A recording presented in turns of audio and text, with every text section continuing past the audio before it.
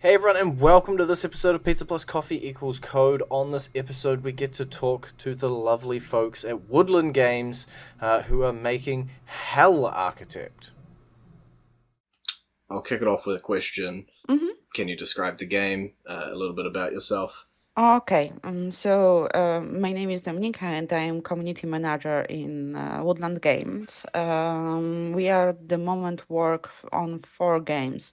Hell Architect, Taxi Simulator, Autopsy Simulator, and Urban Explorer. But Hell Architect is, I think, the most finished from our games, and we want to publish it in few months. So I think it's the best talk only about this one game at the moment.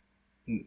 Um, it's like you already saw some game like City Builder, Architect, or Simulator, like a lot of people call her Architect. It's cartoon style, but some people think that it's too much, too gore, too blood, too violence. So it's a little controversial game. Mm. But what you want to know about this game? I can maybe better will be with questions now, so I can will say more about this. Mhm. So you talk about the gore and the, I guess, controversial nature of the game. Where did the Mm-hmm. idea of making a hell simulator come from? Our boss Pavel is a big fan of her, so I think is his idea creator for all our games, but especially for Hell Architect. It would be the best if he will say by himself why Hell Architect, but I asked him the same question for our Kickstarter campaign. So truly, honestly answer why exactly Hell Architect, we will know in November. But of course, I can say a little about this idea from my perspective and from perspective of rest of the Hell Architect team. Um, a lot of people I can say almost all people from our team, Hell Architect, are big fans of Dungeon Keeper, but it's too old game.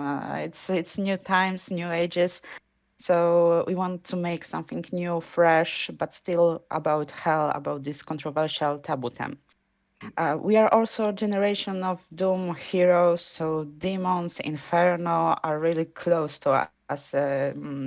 It's when we thought about Hell Architect, we mostly saw heroes, might and magic, and Infernos, demons. So it's really close for all of us. And hell is also taboo term for many people. So we are afraid of it. We are afraid of torture. We try to be good people because we won't go there. So why don't make this taboo not truly taboo and make our own hell and just get used to how it look because maybe we will be there. So we don't know. So yes, it's few reasons why we make this game, and it doesn't mean that we are bad people because we make game about hell. uh, you talked about a couple of video games there. Was there, I guess, any other inspirations from popular culture going into Hell Architect? Yes, of course. We are in that times where it's hard to make something without any any inspirations. So there are a lot. Maybe I start from the games inspiration. Like a lot of people say, our game looks similar to Oxygen, not included. It's true. It was one of our inspiration because it's good game. It's really good game, but it's not the same. It's not Oxygen not included in hell. We have different mechanic. We use the sinners. There are no people. It's just ideology, and you have to torture them. Finally, we will have main mission, few scenario, and sandbox mode. So, uh, I know archetypes and first, but this mechanic make this game different. Second, like I said before, of course, is Dungeon Keeper, Fallout Shelter, and Prison Architect. Prison Architect is also a good game, and it's Hell Architect, so I think inspiration is easy. We took also from other pop culture opus, the Ninth Gate, Lucifer comic book, and what is I think the most important from Dante, Nine Circles of Hell. A lot of inspiration are also from history. I'm joking sometimes that Spanish Inquisition is a mine of inspirations. A lot of torture machines ideas are just from Middle Ages. So we can say that we don't have one inspiration. It's a lot. It's also from our demons, from Bible, from Dante. So it's like you see from every place during this history. And talking about history, in the trailer we see a character that looks a lot like famous person Hitler showing up in hell. Do we expect real life people such as Hitler to appear in the game? Yes, I think Hitler, Stalin, or other killers in our history should be in hell. I know that some people think that Hitler is good, Stalin is good, or Fidel Castro is good. So we don't make a game for everyone. But if we look worldwide for history, yes, there are bad people. They should be in hell. And history is really kind for us, and we can add a lot of dead but famous killers to our game, and they will be in final game. But a lot of people ask us also about alive people, and it's hard team. When you create a game, you have to know when you can't cross the line, especially if game is about hell, and for a lot of people is controversial theme. Maybe if our community will push us, we add some bad, still alive people, but we can promise it. At the moment, we add to the hell full version of the game option when you just can change the name. So if you feel that Trump, Queen Elizabeth, or Putin should be in hell, it's your own decision, your own hell, and you can do it. You talked a bit about a piece there with crossing the line. Was there any point that you thought maybe we've gone too far and had to take a step back? At the moment, no. But like I said, you have to know where's the line. If you cross it, you have to be prepared for a lot of difficulty. As you already saw, Hell Architect is a cartoon style game. We have nudity because we thought that's normal in Hell. I can't imagine in Hell people with dress and sneakers. Even in my own imaginations, in Hell everyone should be naked. In that kind of art style, with this nudity is not a porn. It shouldn't be perceived that way. But it was a problem for us, and it was a big problem. First, I have a ban on few groups for games promo. Second, the range of posts on Twitter, Facebook are smaller than should be. Finally, we didn't have a lot of streams because of it. Streamers and YouTubers were afraid because they could take a ban from YouTube. And that's why we have to add censored version. So for us, there is no cross the line. We don't think that we've gone too far, but it's in our opinion. And like you say, it could be perceived completely different.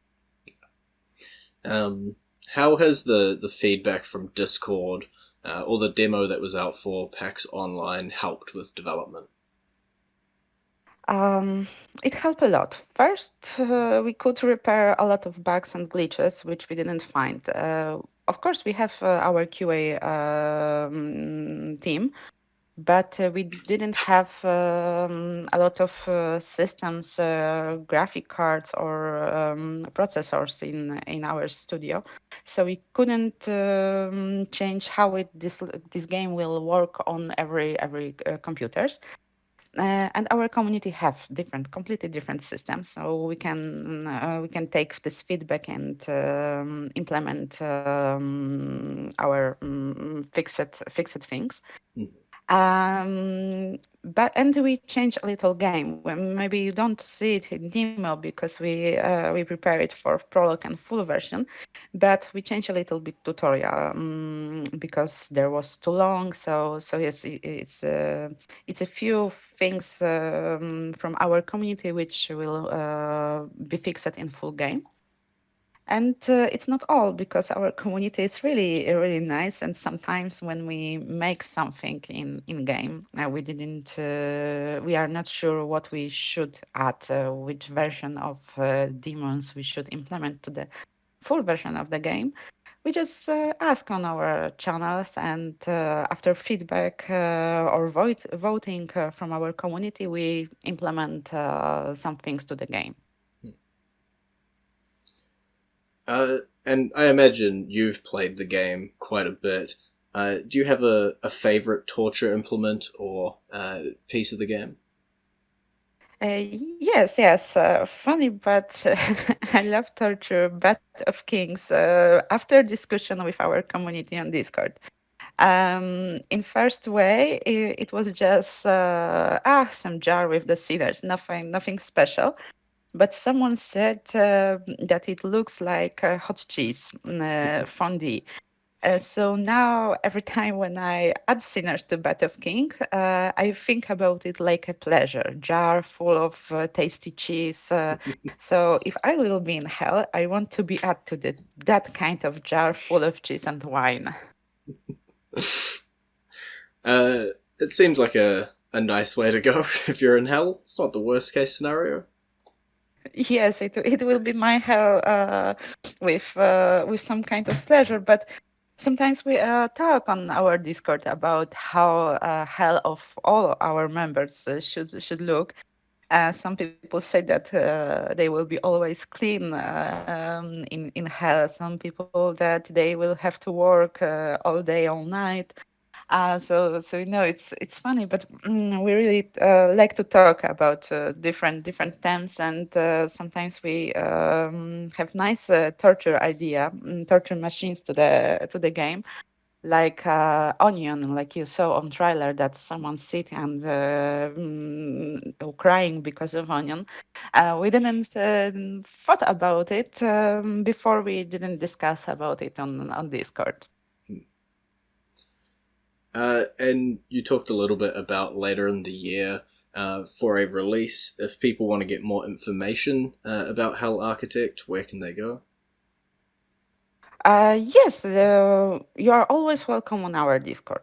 I will send to you link so you will can or add it to podcast or just join to our community. Mhm. And when we talk, like I said, we talk not only about Hell Architect, but also about animals, books, movies, holidays, food. Food is really nice. A lot of people are hungry. But there is no limit. Even hell is no limit. You can ask us about everything. So it's good place to talk not only about game. And of course, second place, our Steam. We are active on forums and on social media, Twitter and Facebook. So there is a lot of place when you just can join us and talk whatever you want. And I guess one final question. With Hell Mhm. Architect, if you're given sort of unlimited money and resources, what would you personally like to see in the game? Which person? It's a hard question because I never thought in that way. I think um, it will be someone from history. I think it will be in my opinion, not in full team, but it could be Lenin. It's my family story, so yes, I think I will add Lenin to Hell. Thanks a lot for talking to us today. Oh, thank you. Sorry, it's again my Wi-Fi. I see that I have one. one signal. It's all good.